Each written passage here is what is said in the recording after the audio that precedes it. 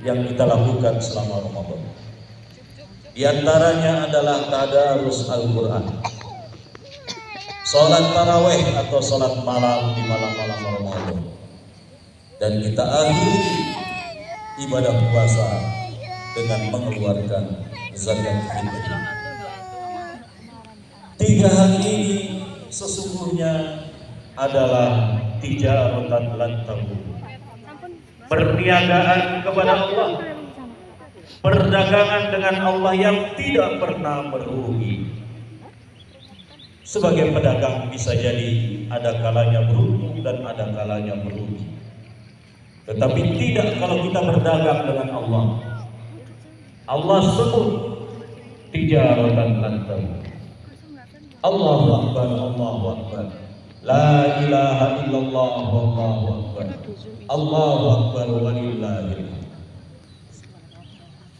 Di dalam surat Fatir ayat 29, Allah Subhanahu wa taala berfirman, A'udzu billahi minasyaitonir rajim. Bismillahirrahmanirrahim. Innal ladzina yatluna kitaballah wa aqamus shalah wa anfaqu mimma razaqnahum sirran wa alaniyah yarjuna tijaratan lan tabur. Sesungguhnya orang yang membaca kitab Allah yaitu Al-Quran, kemudian mendirikan sholat dan berinfak dengan rezeki yang telah kami berikan kepada mereka, baik secara sembunyi-sembunyi maupun berinfaknya secara terang-terangan, mereka lah orang-orang yang mengharapkan perniagaan yang tidak pernah merugi, karena perniagaan itu ditujukan kepada Allah Subhanahu wa ta'ala. Ma'asyiral muslimin, jamaah salat Idul Fitri yang dirahmati Allah, akankah tadarus Al-Quran, salat malam yang kita lakukan di Ramadan, dan infak, sedekah serta zakat fitri kita berhenti setelah Ramadan berlalu? Sudah tentu tidak. Kita tetap berharap perniagaan yang tidak pernah merugi untuk meneruskan amalan-amalan tersebut. Membaca Al-Quran misalnya adalah salah satu ibadah harian kaum muslimin. Tidak saja dibaca ketika Ramadan, tetapi juga dibaca di luar Ramadan.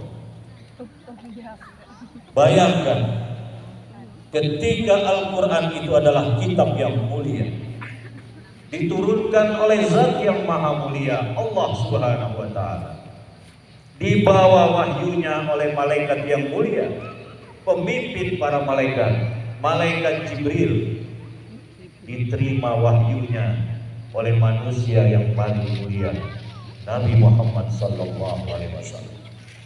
Tidak untuk diturunkannya Al-Quran. Karena itu siapapun yang berinteraksi dengan Al-Quran, apakah membacanya, menghafalnya, mentadabburi ayat-ayatnya, berusaha terus mengamalkannya dalam kehidupan sehari-hari, mendakwahkannya kepada orang lain, menghadiahkan mushaf, mewakafkan mushaf di masjid dan lain sebagainya, insya Allah akan dimuliakan oleh Allah. Allahumma amin. Allahu Akbar, Allahu Akbar, la ilaha illallah, wallahu akbar.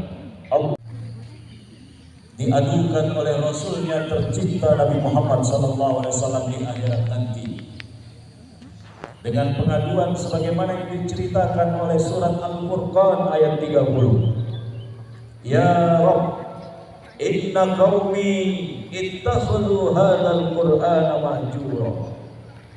Wahai Tuhan, kata Rasulullah, sesungguhnya banyak di antara umatku yang mengabaikan Al-Quran.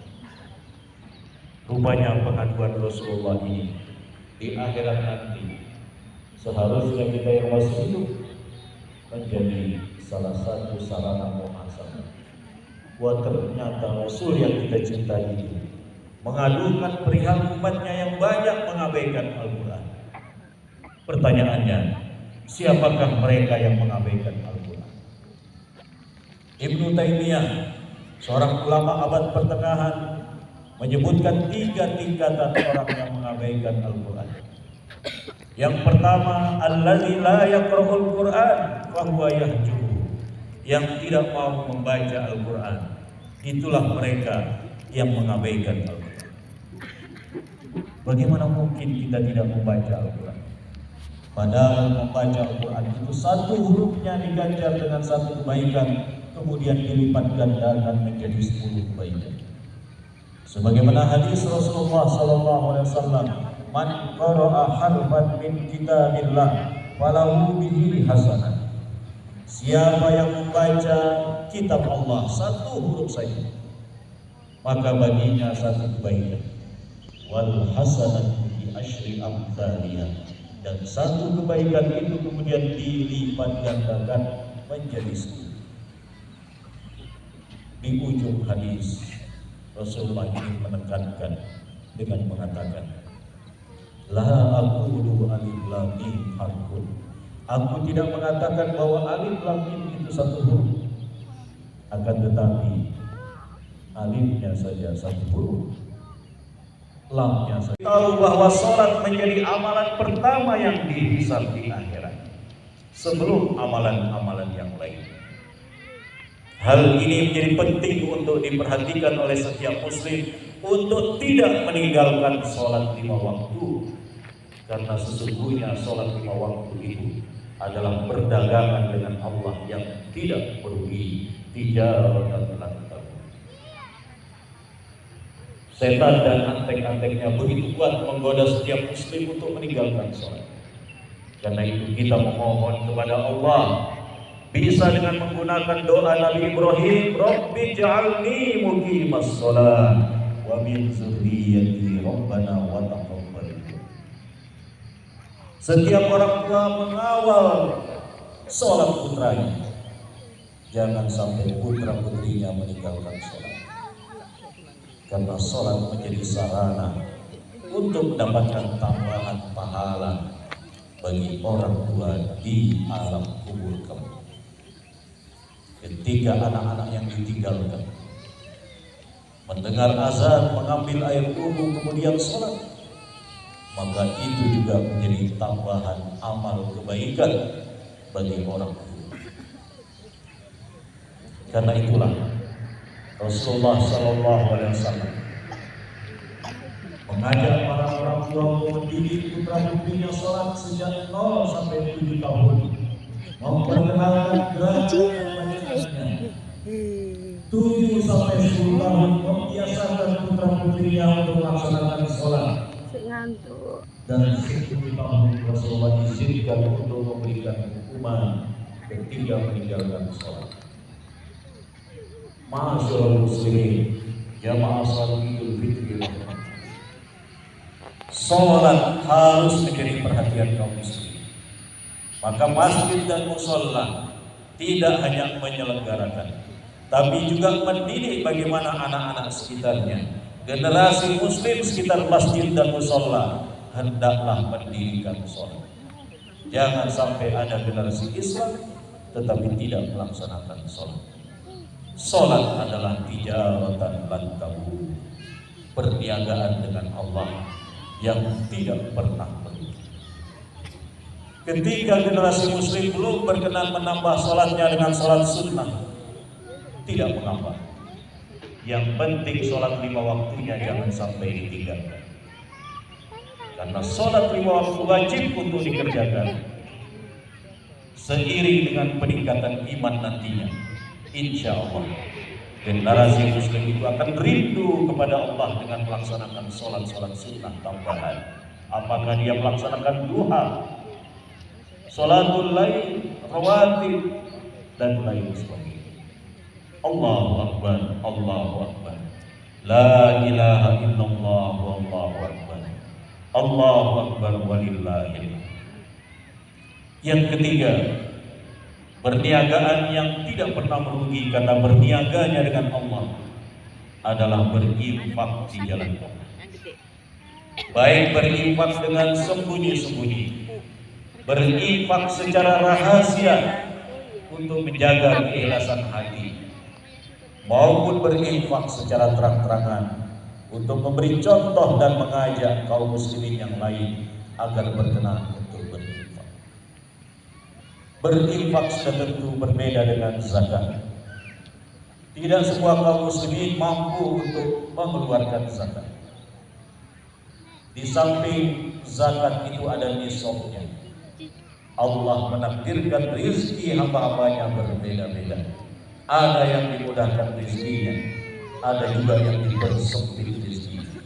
Ala kulli hal, kita tetap bersyukur dengan apapun pemberian Allah, karena kesyukuran itulah yang menambahkan kebaikan pada harta yang kita miliki.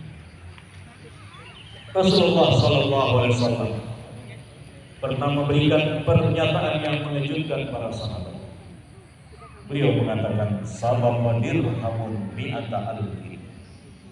1 dirham telah mengalahkan 100.000 dirham. Bayangkan bagaimana Rasulullah SAW dengan tegas menyatakan 1 dirham mengalahkan 100.000 dirham. Padahal 1 dibanding 100.000 sangat jauhlah jaraknya. Lantas para sahabat bertanya kepada Rasulullah tentang pernyataan ini.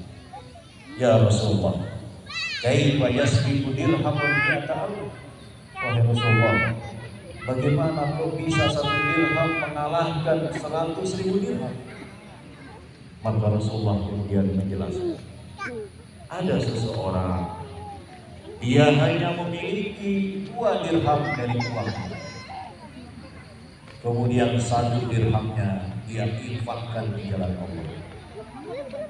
Sementara ada orang lain, dia punya harta yang berlimpah, uangnya banyak, karena itu dia ambil 100.000 dirham dari brankas yang dimiliki.